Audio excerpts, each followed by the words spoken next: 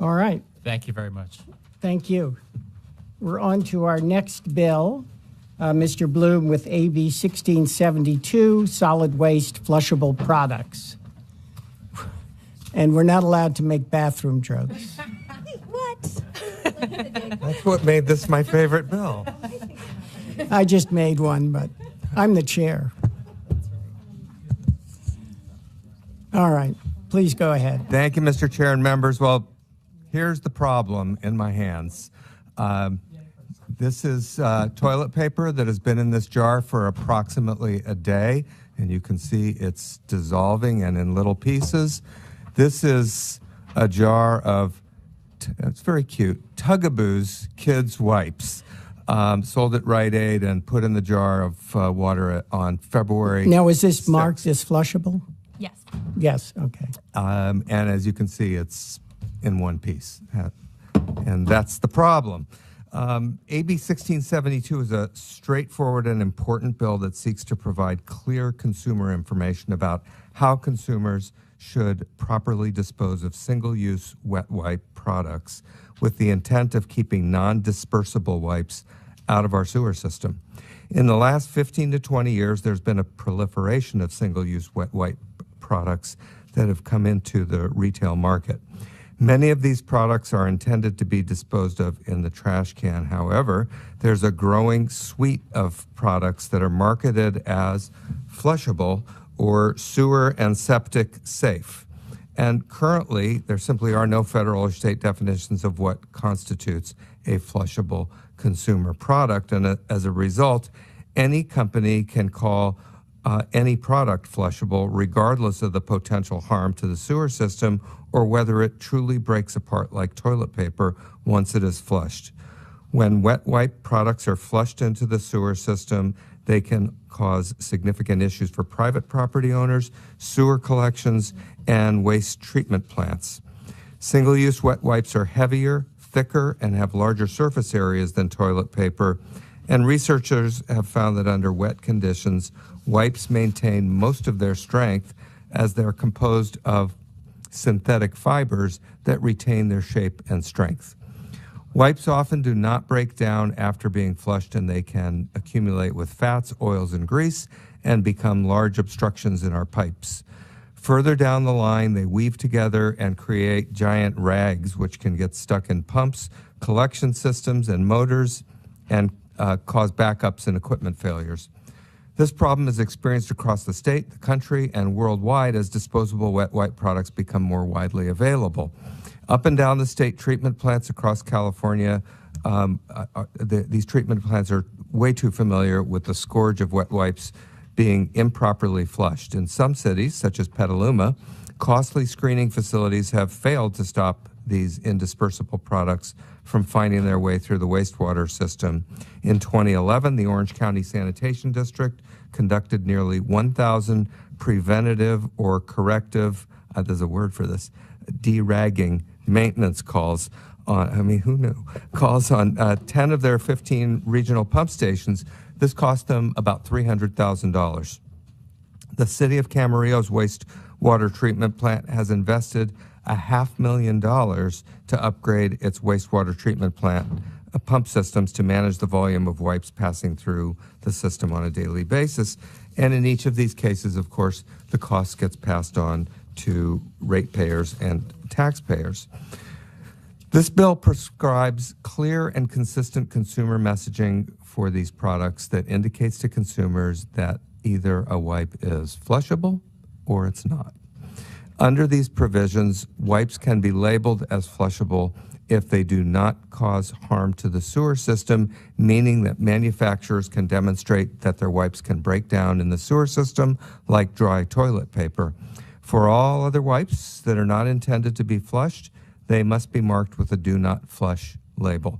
Testifying in support of the bill is Jessica Gauger with the California Association of Sanitation Agencies. Thank you. Thank you, Mr. Bloom. Good afternoon, Chairman Quirk and members of the committee. I'm Jessica Gauger with the California Association of Sanitation Agencies, here today in strong support of the bill. Single-use wet wipes are a relatively new product on the market, and there's a direct correlation with the increasing popularity of single-use wet wipes products and the significant problems that we're seeing in the sewer system with ragging. There's quite a bit of inconsistency in how wipes products are labeled and how consumers are given information about what's safe to flush and what isn't. The result is an onslaught of wipes being flushed down the drain, both wipes that are labeled as flushable and those that aren't intended to be flushed, and they're causing major problems for sewer service providers. You've all probably heard the term, it's gross, fatberg. These are giant obstructions of wipes mixed with other gross stuff like grease, and they are majorly disruptive for the systems and can cause sanitary sewer overflows. A sewer spill of any amount is a public and environmental hazard, and we should do everything possible to avoid them. Last year alone, nearly 100 sanitary sewer overflows were attributed to wipes blockages, and those were reported to the State Water Board by public agencies, and that number doesn't account for the overflows and at private residences or businesses that aren't subject to reporting. Once wipes get further down in the systems, large rags combined with other debris get wrapped up in heavy mechanical features like pumps and motors and screens, requiring additional maintenance or replacement of these structures. The constant remediation efforts disrupt all stages of the treatment process and result in costs on many levels for public agencies and ultimately ratepayers. I also want to point out that many wipes contain plastic and don't abide by any labeling code of practice, and when those are flushed, they can contribute to loadings of microplastics and wastewater effluent. There is significant time, energy, and public money being spent on massive public education efforts about the problems with flushing wipes.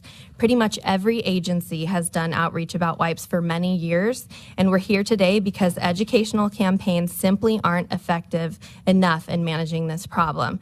We know that public education and outreach alone isn't sufficient because we've also done parallel customer outreach on fat, soils, and grease for decades, and it continues to also be a problem in our systems. We recently did some polling on this issue in the Bay Area, and by a large margin, it was evident that consumers trust the labeling on packages, and that is their preferred method for receiving information about the proper disposal of these products, far and above hearing about it from their local sewer utility. The performance metrics for flushability in this bill are based on science, and they accurately reflect the conditions in the sewer, especially in the systems here in California where there's less turbulence because of successful water conservation efforts. The metrics were developed by an international group of more than 200 public wastewater entities using a scientific and evidence-based process with feedback from the nonwoven fabrics industry. The do not flush labeling requirement is in accordance with the voluntary industry guidelines that many of these products already abide by. It's time to address this problem, and requiring manufacturers to provide clear consumer information about the appropriate disposal of these products is a sensible and moderate approach. For these reasons, we're in strong support of this bill and would urge the committee's aye vote. Thank you. Thank you very much. All right, others in support? Good afternoon. Sharon Green with the Sanitation Districts of Los Angeles County. We want to thank the author, and we're here in strong support. Thank you. Good afternoon. Joe LaMariana, Rethink Waste in San Mateo County. We're in very strong support of the bill and anti-Tugaboo. So thank you.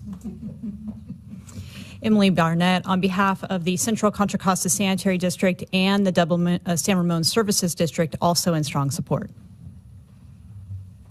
Priscilla Quiroz here on behalf of Stop Waste, California Product Stewardship Council, National Stewardship Action Council, and Solid Waste Association of North America in support. Bonnie Beniwal on the behalf of Californians Against Waste in support. Casey Elliott on behalf of the Orange County Sanitation District in support. Genevieve Abaddon on behalf of the Clean Seas Lobbying Coalition in support. And Andrea Ventura with Clean Water Action in support. Very good. Would the opposition like to come up to the front table?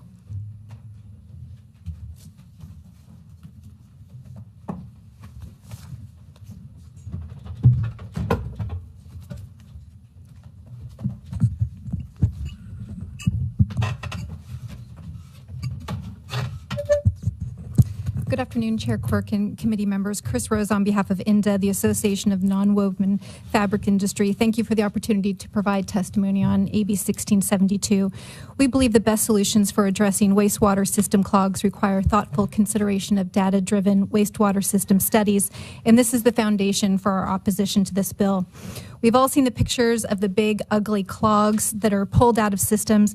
Many such pictures appear to involve wipes or ragging material that are widely reported as flushable wipes. However, after several forensic analyses of major clogs in the United States and in the UK, we know that this is mostly the case of mistaken identity. The wastewater collection studies indicate that flushable wipes are not the primary causes of clogs in sewer systems. For example, a comprehensive study in 2016 in New York City, administered by an independent engineering firm at the request of the New York City Law Department, found flushable wipes were the smallest category of materials collected at 2%. This shows that the INDA flushability guidelines for wipes actually work as intended, and that flushable wipes are not the source of the primary problem, which is contrary to the stated purpose of AB 1672. Just as New York City conducted a forensic analysis of their clogs, in 2017, the United Kingdom study by wastewater sector representatives, Water UK, used similar protocols and collected and analyzed more than 50 clogs in pumps, sewer blockages, and wastewater treatment inlet samples over a period of more than 2 months. Upon completion, researchers found that flushable wipes accounted for a negligible amount of identifiable material, less than 2%. The source of the problem was the flushing of materials meant to be thrown in the trash, non-flushable materials such as feminine hygiene products, paper towels, baby wipes. Further, a forensic analysis in Portland, Maine, and Moraga, California, similarly showed flushable wipes to represent only a small portion of materials collected and identified. Even data collected by the California State Water Resources Control Board Sanitary Sewer Overflow Reduction Program illustrates that the INDA flushability standards are working well, as the state's data shows that flushable wipes products are not the causes of overflows or clogs. Despite multiple requests, the proponents of this bill have never produced any data showing that flushable wipes are the sources of the obstructions in their systems. The data, science, comprehensive studies, forensic analyses show that the INDA guidelines work, which is why European countries are steadily embracing the industry's key standards rather than the faulty standard contained in this bill. The flushability standard in AB 1672 is so flawed that testing indicates to fail all flushable wipes on the market and even some dry toilet papers. The bill's standard effectively bans the sale of flushable wipes, a product shown in wastewater systems and the state of California's own database to not be the cause of obstructions. We would ask the proponents why they're choosing a ban of what is no more than 2% of the material found in systems, with no data to suggest it's the It's been 3.5 minutes. Does the other person want to speak? He's just here to answer technical questions. Okay, great. I'm just going to wrap up. So we would ask the proponents why they're choosing a ban of what is no more than 2% of the material found in systems, with no data to suggest it's the problem, rather than focusing on 98% of the problem. Industry continues to support the prominent do not flush labeling of wipes, not engineered to be flushed, and we are pleased to work with CASA on targeted campaign that empowers all Californian consumers to make better disposal systems. I have with me Jim Leftus, a technical expert that can answer any questions that you might have. Thank you very much. Others in opposition?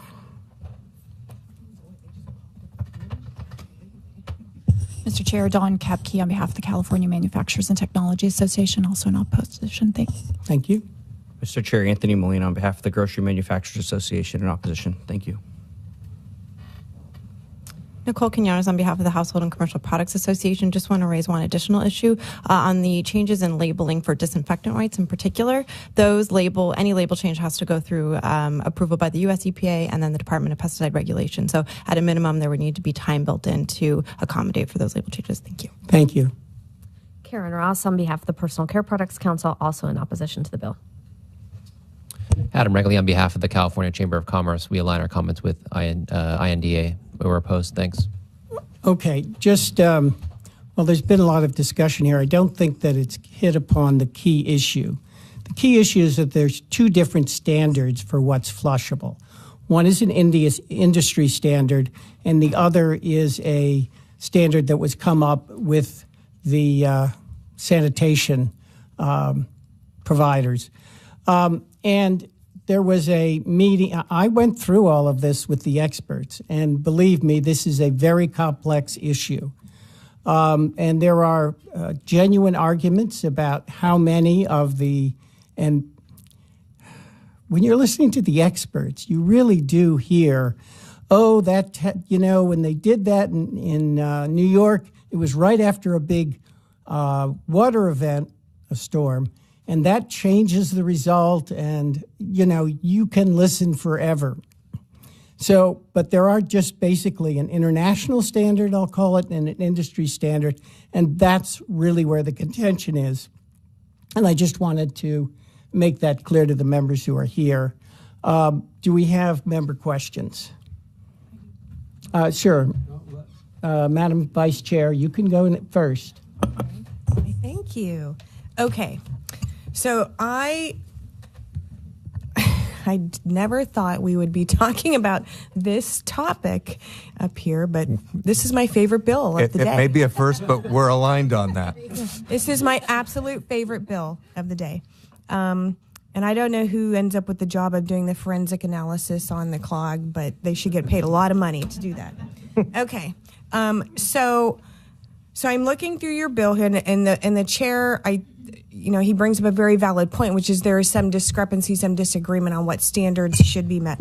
But as I'm looking through your bill, and so you want non-flushable wipes to be clearly marked that they're not flushable, and there's some say do not flush. Right, and there's discrepancy about those that say they are flushable. Okay, which makes sense. So I went on a shopping trip today. Oh, very good. So it's like show and tell, okay? So we have face wipes. These say do not flush. This is Daylogic brand. We have Olay Calming Makeup Remover Wipes. I'm going to keep those. These say do not flush. We have Cetaphil Gentle Makeup Removing Wipes. Do not flush. Huggies. Do not flush. Windex. Do not flush. Eye makeup remover, do not flush. And in case you didn't know, these existed. Adult washcloths, do not flush. I found every product I could find that's some sort of wipe, whether it's for cleaning your face, cleaning your windows, cleaning the counter. I forgot the Clorox wipes, but those say do not flush too. They all say do not flush, and they all have the symbol on there in case you don't know how to read. You can certainly understand the symbol of a toilet. Everything says do not flush. So I'm not. Is there something out there that said that's a wipe that I don't know about? Because all of these products, and I could have purchased more. I just, I was trying to keep my limits on my budget. Fun as it was to go through and, But is there something else out there other than the Tugaboos? But those are flushable wipes. I'm talking about things that you shouldn't be flushing. So we are asking for the industry standard for do not flush labeling to be required, statutory requirement. So that industry standard calls for that specific do not flush moniker to be included on each package, on the front of the package in a clear and conspicuous manner. But they are all clear and conspicuous. And so those wipes that you have may be abiding by the industry standard, but it is a voluntary standard. So there are certainly wipes on the market that have no information about them whatsoever about the appropriate methods for disposal. Like what? Wipes that maybe are imported from other countries, wipes that just are available for consumers for purposes that they may not see fit to include information about disposal on, but they're certainly available. Do you know the brand name? I'm not familiar with something off the top of my head. Because I don't think... I think we've established that fact. So I think you can go on to your next question. There's a fact established. She doesn't know. Okay. I'm not trying to badger her. I'm genuinely asking a question, but we will move on. Well, she said she doesn't know, so you can go on. Okay, so... If I could just articulate a little bit further, I don't think there's a disagreement between the opposition and ourselves that there is a problem out there with things not being marked properly. The question where we disagree is where the line gets drawn. So I think there's generally acknowledgement that these products are out there, they're available, people are using them, and they're disposing them in ways that they shouldn't be disposed of. Okay, and thank you for adding to that. I know that we have these clogs, and I think there's the perception that it's all due to these flushable wipes, and I just don't know how you can prove that, even given a forensic analysis. There are people out there who just flush them, even though even though it says right on there, do not flush, which I can't imagine doing, but people do it. So I'm not certain how this bill would stop that behavior. But I'm open to hearing, what your solutions to this are. The bill is intended to have a uniform labeling requirement, and then you're right. It is going to take effort to get people to understand that flushing these products is a problem. Mm-hmm. But until you have uniformity in your standards, you really you can't credibly tell the public that something can't be flushed if it's not marked in a way that that is understandable. Is this? I'm just wondering if this wouldn't be a better sort of gradual approach to first try to establish what standard is going to be used, and then once we get past that point, then talk about the labeling. Well, I think this is a gradual approach. I don't know how you start with anything more gradual than just labeling things appropriately. Well, but we don't have a standard. It was repeatedly stated by the opposition that that this bill was a ban on something. I think you all know. I've done tax bills. I've done a lot of.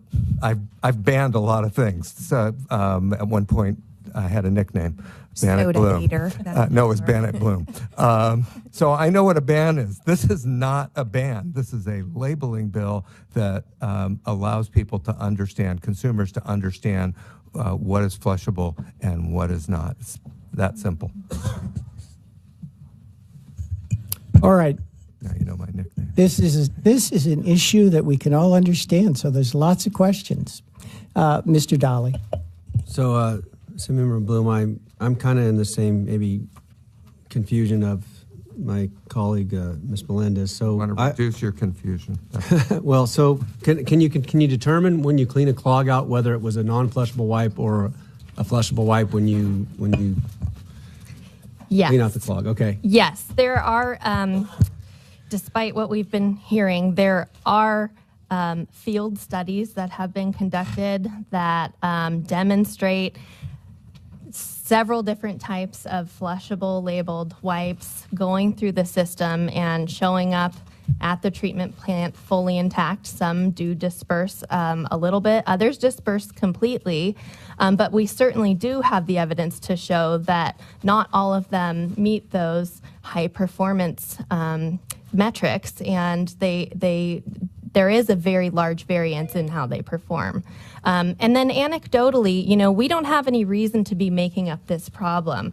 Our folks in the sewer system operations departments report seeing these flushable products coming through and being part of the rags all the time. I got an email from the Long Beach treatment plant just last week demonstrating a ragaconda and explicitly stating, by the way, a lot of the rags that you see in this mass of products are the flushable types. There's no reason to make that up. And we know from our experience that it is a problem, and that There's no statutory requirement. There's nothing holding these companies accountable for how they're labeling these products, and you can label a golf ball as flushable at the moment, and there's nothing saying you can't do that. So what we're saying is there just needs to be clear, consistent labeling requirements that expressly state that a flushable product can be called flushable if it actually disperses in the system appropriately and doesn't cause damage. Okay, my second follow-up to that is, so I think we have a really, two things I think is the issue, is that number one, the public is not educated on, I'm assuming a majority of non-flushables get flushed, number one, and number two, maybe some of the stuff that's determined flushable isn't really suitable for our system, maybe. And I know that my experience in working with CSDs over the years, and now that we've changed our policies to low flow systems, we don't have the volume of water to actually move the products through the systems that were designed for a higher flow of water. So I think that maybe hasn't been touched on here, which is not a problem of the flushables. It's a problem of we just are reducing our amount of water and being able to take the effluent and debris and move it through the system. That's something that I'd like to maybe touch on. The other thing I think is concerning to me in the bill is that it requires violators to recall their product within 30 days of violation notice of Cal EPA, after which they are subject to administrative penalties up to $500 a day, and also subject violators to legal actions and civil penalties up to $2,500 violation by the Attorney General.